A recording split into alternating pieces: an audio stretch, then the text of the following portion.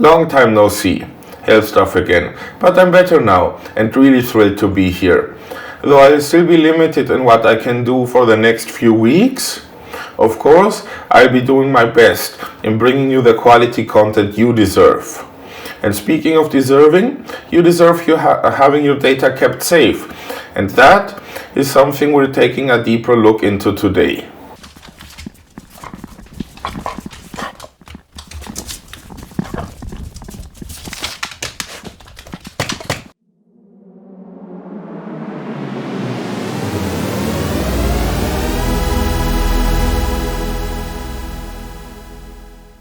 Hello world, welcome to Hex 1E.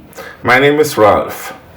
Here on the channel, we've built a few servers, and I tend to talk about storage configurations.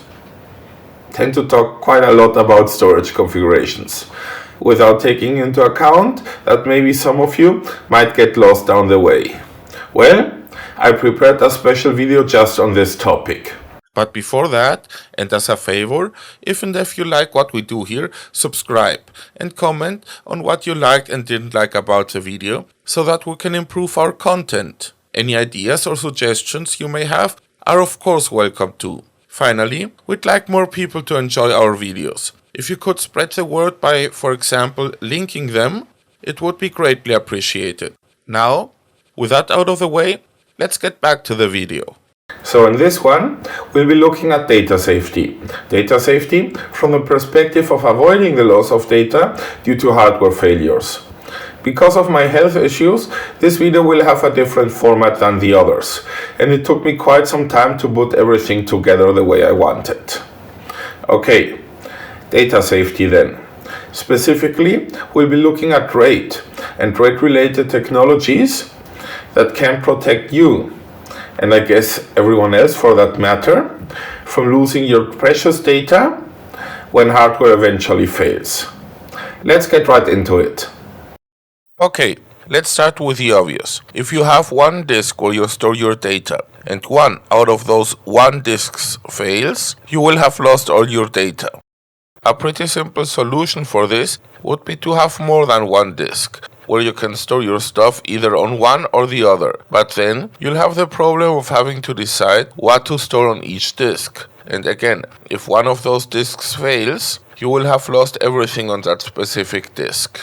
What you actually need is a way to have all your data on each of your disks, so that if one disk fails, the data is still stored on another one. One way to have your data written to two or more storage devices would be RAID technology. But before we dig any deeper, let's take a look at what RAID actually stands for, and that is Redundant Array of Independent Disks, which essentially means that you have a bunch of different storage devices, which behave like an array. And in this specific case, an array is just a fancy way of saying that these disks belong together somehow. Again, oversimplifying here. Summarizing, you have a group or a set of storage devices. In essence, RAID allows you to use multiple storage devices as a single one. For example, if you've got two different disks, you can set those up as a mirror, meaning that everything that happens on one disk is mirrored by the other. The purpose of such a configuration is of course data safety, because you don't lose any data already written to a storage device group if a storage device from the group fails. Meaning, one of your two disks can fail and you don't lose any data.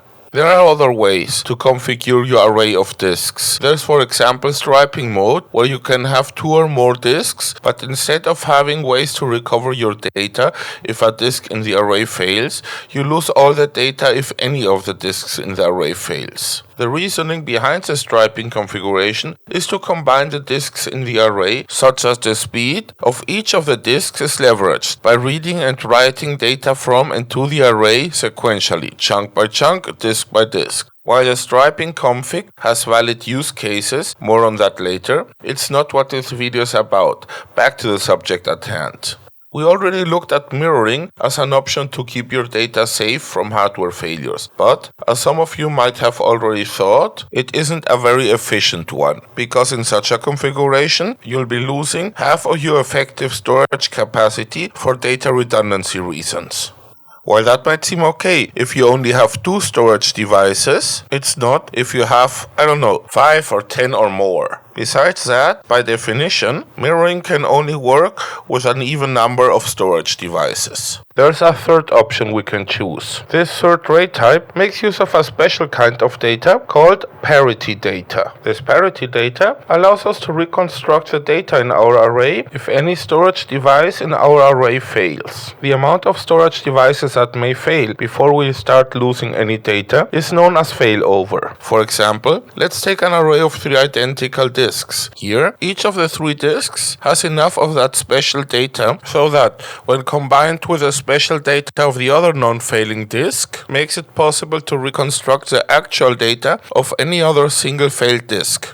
Now, let's take a look at the performance of storage arrays.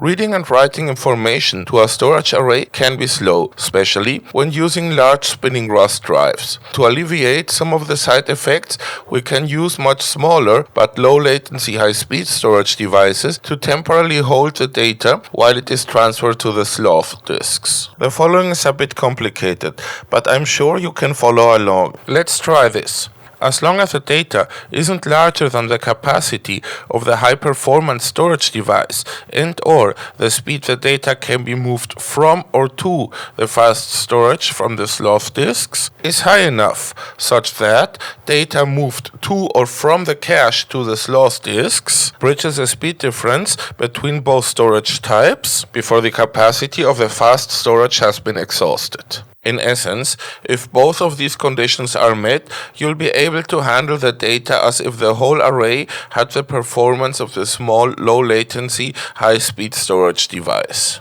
This kind of added storage device is called a cache and does not increment the storage capacity of the array, but only serves to increase its performance. FYI, having various levels of storage, with large, slow storage devices at the bottom and small, fast storage on top of it, is called tiered storage. As to working with the data, this consists of 2 very different types of operations, which are called reading and writing. And since these operations are so different from each other, each will require its own dedicated cache. As a side note, I'd like to add that you should take data safety precautions for your write cache, as you don't want to lose data you're currently storing. As for the read cache, if any of the devices in the read cache array fails, you may have lost the array, but the data itself can still be retrieved from main storage. And since data safety is not important here, prioritize performance. This is a perfect use case for the striped storage we mentioned before. Well, I think we've got everything now. We began with data safety and then introduced RAID. There, we looked at RAID stripes, mirrors, and parity-based solutions. We then took a glance at caching, what it is and why it's used, and finally, some considerations which took us right back to data safety. Full circle, kind of. Of course, this is only a small for you overview, to be able to but I follow think it's along enough to the get what I storage talk about in configuration my part videos. of our server But bits. if you're And if you interested learned in anything taking a from more this thorough video, look the work at any was of the totally subjects worth I it. presented Also, in this video, and if you any want of my us to other look videos deeper for that into this matter, or please any leave other it in the technical comments, subject, and I'll see leave it in what the I can do comments and about I'm sure that. we can do something We've about now covered it. everything For you to be able to follow along, like the storage configuration part of our server and hit that notification And bell. if you learned anything My from name this is Ralph. video, See the you work next was time. totally Here worth it. at Hex1E. Also,